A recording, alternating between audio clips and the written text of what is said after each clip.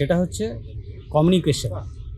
কমিউনিকেশনটাই আসল। এই কলেজটা এমন জায়গায় তৈরি হয়েছে, আমাদের যে কুসুমন্ডি প্রপারের উপরে নির্ভর করে যদি এই কলেজটা হতো তাহলে ভালো হতো। জায়গাটা ব্যাকওয়ার্ড হয়ে গেছে, এখান থেকে যাতায়াতের প্রচণ্ড সমস্যা আছে এবং দেখা যাচ্ছে ওখানে ছাত্রের থেকে শিক্ষক সংখ্যা বেশি।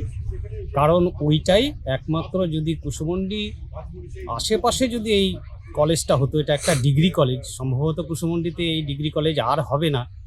এখন একটাই এই সমস্যাটার একটাই সমাধান করা যেতে পারে, সেটা হচ্ছে ওই কলেজের কোনো ক্যাম্পাস যদি কুসুমন্ডি শহরের আশেপাশে করা যায় তবেই সেই কলেজটা রানিং হবে।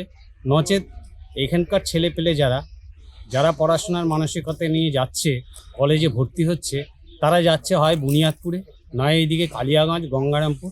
এ সমস্ত কলেজের লোকেশনগুলো খুব ভালো জায়গায়। আমাদের কুসুমন্ডি ডিগ্রি কলেজের লোকেশনটা হয়ে গেছে একেবারে, মানে এদের যোগাযোগ ব্যবস্থার অভাবের জন্য ছাত্রছাত্রী যেতে পারছে না।